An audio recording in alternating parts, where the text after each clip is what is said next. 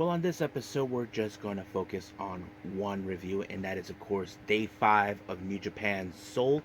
As you know, we continue with the qualifying matches for the G1, but this time is the B block wrestlers involved in that qualifying. So we will see who will progress, and we have other matches as well that we definitely going to be talking about. And then, of course, we cap up this episode with, of course, some news updates to give you guys updates on what's been going on in the world of pro wrestling, such as what events the promotions are thrown out, who's booked, what matches are set, including developments that are happening in the world of pro wrestling that needs to be addressed. So, let's get ready for another episode of the Deleted Wrestle Zone.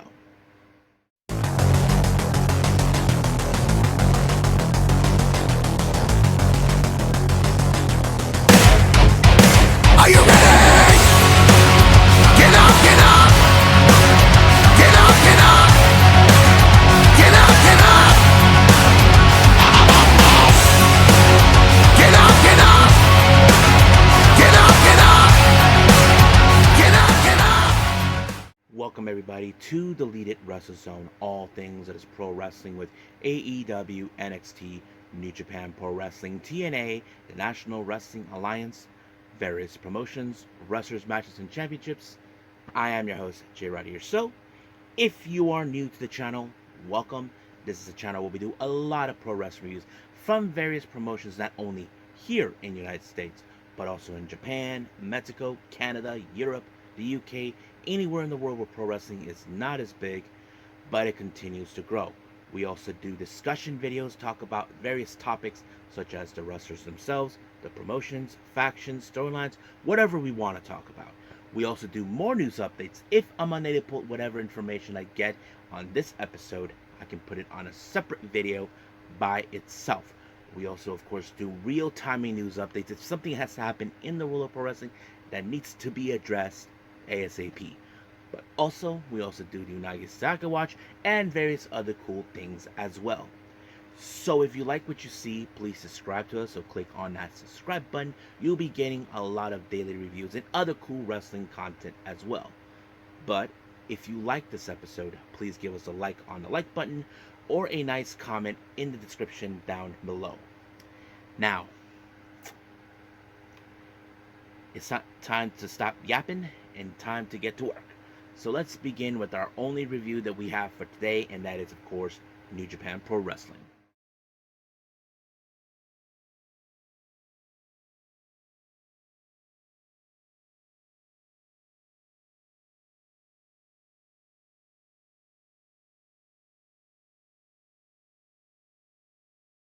Okay, New Japan Pro Wrestling. We continue with more, of course, of the New Japan Seoul series that just took place earlier this month. And this is day 5, I believe, what they were doing. Now, we will get to the qualifying match in a little bit. But let's start from the very first one. Our first match, we have tag team action. We got just 5 guys. We have Yuya Uemura teaming up with Doiki. They face against Young Lion Shoma Kato and, of course, Desperado. Now, don't forget, on July 3rd, I believe, or 5th, I don't know, somewhere around there, early July, we do know that Doiki has an opportunity for an opportunity of the IWGP Junior Heavyweight title, a title that we know he has been aiming for. But, however, this is a clear case where he has to step up the game a little bit. He has been impressive so far, but however, in this particular match, you would think this will fall into them. No, it was Yuya Uemura who ended this match with a deadbolt suplex onto the Young Lion Kato. Just 5 guys may have picked up the win, but however, this thing between Doiki and El Desperado, that is something we will see in due time. Now, our next match, we have, of course, Tomoaki Hamna teaming up with Tomohiro Ishii. They face Young Lion Katsuya Murashima and, of course, the ace, Hiroshi Tanahashi. Now, of course, there were moments we have seen Ishii and Tanahashi in the early times. They never did like each other. They've always considered themselves rivals. However, they were, of course, the Never Open with 6-man tag team champions in the Unstoppable Force before Okada left. But now they're in the opposite corner of each other in a certain time. However, nothing too significant about that. But of course, in the X factor of this match is the fact that Murashima is the young lion, the least experienced wrestler. But it was Ishii that put him away with the Boston Crab, which is of course a familiar move that every young lion has to learn on the process. But that's how the whole match ended, all thanks to Ishii. Next up, we got the United Empire, consistent of Francisco Akira, Grado Khan, and Jeff Cobb. They faced the members of Just Five Guys, consistent of Taka Michinoku, Taichi, and Sanada. So basically, right now, as you know, United Empire are gaining full force because they have most of the belts in their lap. But in this case, it was Francisco Akira who picked up the win onto Taka Michinoku with the fireball, and just like that, it was over. Next up, well, my least favorite group, the most hated group in all New Japan, is of course House of Torture's Kanemaru and the Tokyo Pimp Yujiro. This time they faced the other members of United Empire, Hinare and Cal Newman. Now, of course, I'm sure by looking at Hinare, probably one of them will love nothing more to get their hands on the Never Openweight title, a title that their despicable leader, Evil, possessed. But that did not happen. But all thanks to, of course, Hinare with the win, with the suplex. He did that on Kanemaru, and just like that, it was completely over. Now, our next match, we have Bullet Club, consistent of Geto and Chase Owens, taking on Bishamon.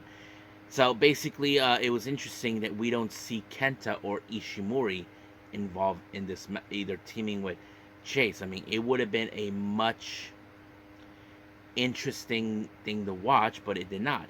However, Bushiman, as you know, they were the former tag champions, so that would have played out very well. But it was, of course, the Shoto onto Geto and pinned by Yoshihashi that allowed for Bishiman to pick up the win. Now, we get to the qualifier match of the B block of the G1 Climax. Now, remember, this is not the G1. There are two available open spots left in both blocks, in the A and the B. So we already began with the A. Now we're going with the B. Our first match for that, we have, what's his name? Oh yeah, Bolton Oleg and Toru Yano. It's interesting that these two are in the same match because they're co-holders of the Never Openweight six-man tag team titles. So it's interesting that those two are involved. But however, you cannot deny Bolton Oleg. I mean, he is a fantastic wrestler, not with that gut-wrench thing that he's been pulling off. I know many people are impressed by him. But I kind of figured that maybe because, Bolton Oleg has been rising up, and he's like the first young lion actually to win a title. So basically, we have been seeing a lot of developments with the young lions in their dojo system, but it was, of course, Oleg that picked up the win and moved on. Now, our next match, we have TJP versus Satoshi Kojima. Of course, this is a good moment for TJP because, as you understand, he is the current...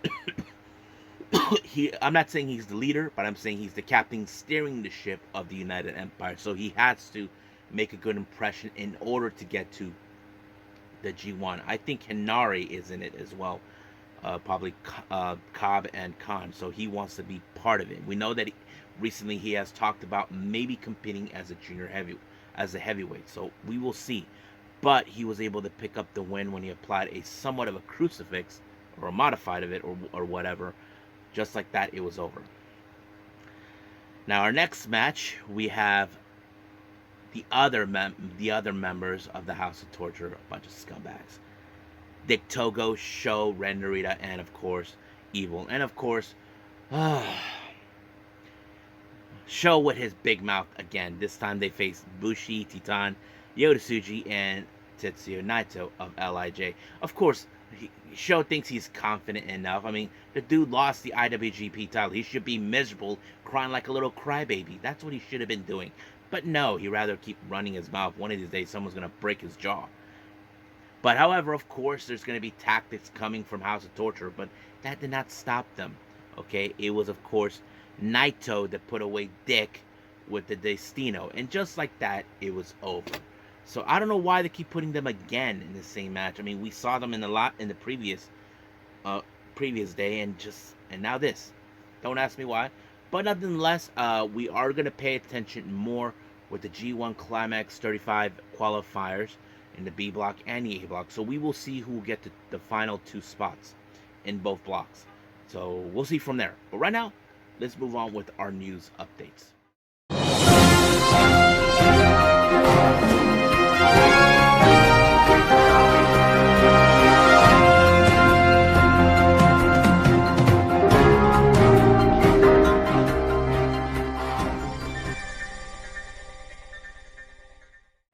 Okay, so welcome to our news updates. So let's begin with, of course, with updates with the promotion's upcoming events. We have, of course, two from GCW. As you all know, GCW has, of course, a Japanese event taking place between August 12th to the 14th. And new names have been mentioned. We have Alex Zane, the Sauce, Masha Slamovich, Gringo Loco, and the bad boy, Joey Janela. So that's pretty interesting. Now, they even give an update for the No Signal in the Hills that will be in LA on the 17th of August. So they announced Nick Effin Gage will be involved. So there will be more announcements to see who will participate in what event. So stand by for that. Now, as you know, we have Marigold's upcoming event this coming Saturday in Sendai at the Sendai Pit. This is the card that they have for this. We have the United Nation title first round match. Now remember, this is of course, those that will be facing for the white belt. We have Mirai versus Miku Ano. Then we got a passion injection match. Nana Takahashi will face Shikagoto. Then we have Utami Hayashishita teaming up with Mai Sakurai taking on Nagisa Nozaki and Zeta Steel. Then we have Koiki Amori taking on Victoria Yuzuki. Now Shikawa teams up with Natsumi Shozuki, and they take on Bozilla and Mala Grace. And then, of course, we have Chiaki versus Komomomo Ninami. So practically, that's the card for this Saturday with Marigold. Now to some developments that we're going to be talking about. Let me pull this up. Okay. First things first, we want to give a congratulations to Selena De La Renta. Now, those who are not aware, you should know this. Apparently, she posted a photo in her social media where, of course, she's 5 months pregnant. You can see the baby bump. People are calling it fake, and she took it like, you know, go F yourselves, that sort of thing. But nonetheless, congratulations. And I wonder what kind of story they're going to build up with this whole thing with her and Cesar Duran. It's going to be funny. But we'll see. It was announced that Maya Fukuda, if you guys don't know who she is, she's been making appearances with GLEAT for about a year and a half or so. It was revealed that she'll be leaving the promotion due to the fact that her contract will expire. However, I did not see this event, Bloodsport of Bushido, that just recently took place.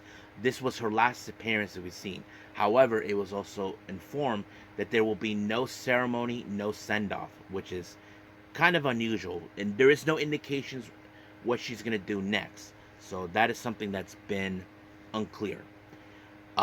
Jim Ross, as you know, was on his podcast. He gave his thoughts about the relationship between both WWE and TNA, and he says like he can't fathom. Believes that it's the same development between AEW and WWE. So basically, I don't know if he thinks that it could work or not. I mean, Kevin Kelly doesn't think it's gonna work. I mean, I don't blame him. I mean, I don't blame him. I mean, there are those who don't think it could work. There are majority of people that are looking forward to it. I mean, we're seeing people who are excited about it. Others are not. So we'll see what happens. Now, after the events of what happened this past Sunday at the Conversion, with, of course, Queen's Quest, what happened, Utami Hayashishita went on to Tokyo Sports, and she gave her thoughts about what happened. She now views this like Io Sky and herself are no longer like the recognizable leaders, all this and that, but she also wished the hopes for the best for her former teammates, the ones that were expelled from Queen's Quest, Zumi, Masaki, Lady C, and Hina. So there's that. However, she calls this like a disbandment, but it's not. Sayakami Tani kind of told her that that's not what really happened. But I mean, I get that it's not a disbandment. I mean, the fact is, the story is, Kamitani is the only member. Everybody else is gone. So we'll see. Now, as you all know, I mentioned this on a previous news update about what took place at Ice Ribbon with, of course, Fujimoto dislocating her show. We got more, and this is the day after what happened. This is what Mayu said. June 3rd, after the rain ribbon. Thank you for coming to Korakuen Hall for the IWGP title 6 defense. Cheers, calls, and steamers were amazing. It was amazing that I cried before the match. Fujimoto's kicks hurt, so I really was scared. But she does hope that she does get better. There's she gets better back. She wants to see healer. Fujimoto explained this. That this is what she said about the after the event. The IWGP Women's Championship was stopped by referees due to the dislocation. Frustrating. I'm truly sorry. After the match, I was impressed by the IWGP, Maya Iwatani's greatness in choosing her words in such way. I'm sorry. Thank you, and I'm really sorry. Even her best friend Arisa Nakajima, had this to say too, because she was there and she even tried to persuade her not to continue on with the match. Tsukasa's match was stopped by referee. It was the first time I've ever seen Tsuka get injured. That was frustrating, wasn't it?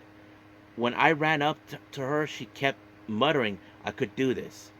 But no matter how you look at it, she was in no condition to do it. Thanks to Barb for stopping the match. I'll definitely see a rematch between these two. I have to say, I give props to Nakajima to try to persuade her not to continue. I mean, look, it's better not to continue with a dislocated elbow. It's gonna make things worse. I mean, I'm no doctor, but I know things like that could happen. Even the president of Ice Ribbon, Hajime Sato, had this to say. Unfortunately, but unfortunately, but whether she won or lost, it could have ended here. The fact that it didn't end instead of continuing means I think the gods of pro wrestling wanted the fight between these two to continue. She said she was thinking about taking a break on August 24th, but I think in her mind it's more than a retirement than a break. You can come back easily and after you take a break, but I think the fight with Iwatani was meant to bring it to the end, but it ended up like this. So unfortunately, but I think it was fate. For both of them, make us want to see more. So basically, he thinks that this could be a sign that she could retire. I mean, look, I think she's like in her now. She's 40 years old. I mean, I don't know how long she can continue. I mean, she is still in good shape. And you heard what Mayu said. Her kicks hurt. I mean, she does great striking capability. I'm not gonna lie about that. But yes. Also, we have, of course, a very interesting development. As you all know, Will Ospreay announced that he was thinking of making his preparations to go to Uganda. Now, remember, he donated money to Soft Ground Wrestling, a promotion based out of Uganda, Africa. And Uganda posted this out on their social media recently. Let me pull that up real quick here for all of you. Here it is. This is what they said. Over 2,000 people are speculated to attend at Soft Ground Wrestling and watch Will Ospreay battle Zanjuki at the Soft Ground. Even the media from the neighboring countries of Kenya, Congo, Sudan, and Tanzania are expected to attend. This is a Centurion match to break the stardom forbidden door. I think they're right. I mean, how often do you get a match like this? A guy who's wrestled the world like Will Ospreay. But yeah, so there's that. Now, our final development, those who saw what happened this past Friday at Collision, we saw Ultimo Guerrero made his debut in AEW Collision against Okada. Now, some of you were questioning, why is he wearing a mask? Those who know him, know about him, or know of him, or seen him. Yes, since 2014, Ultimo Guerrero has been wrestling without a mask. However, he revealed that he was not told that he was unaware that he was supposed to bring his mask. Now, I know some of you may question why. I mean, he lost his mask. Well, I'm gonna speculate that maybe Tony Khan found some rules or something. I'm not sure. But however, that's not the case. The case was he was supposed to bring his mask, and he didn't. So when this was brought the attention to the AEW staff, so they scrambled right away on a short notice to, of course, to make him a new one at the right way that it was built. But however, it did came off. That wasn't the intent. But of course, um, Ultimo Guerrero was amazed how the staff made this mask work well enough for him, but he also took the mask with him as a token of gratitude for them for their hard work effort to make this happen for him. So it's great that they were able to do this, but hopefully next time he brings his actual mask. But yeah, I think that's pretty much it what we have right now. So I think it's time to call it a day. Well, I hope everybody enjoys this episode. First things first, I apologize to everybody. You probably expected to see me more with reviews. Well, unfortunately, my timing was not perfect due to some circumstances in my personal life. But I know I missed out on the Bushido. I could have done it could have done it today, but I didn't. That kind of went off the window for me. But that is a top priority as well, and so is the much recent, the last three Mighty Gold shows that I missed out. Same thing with Pro Wrestling Noah and all this. So I will try to make those up, possibly throughout this entire week. So we'll see what happens. So as of right now, I will see you guys on the next DWZ time, same DWZ channel. I must bid all of you adieu. So goodbye. Mwah. And have a nice day. Bang.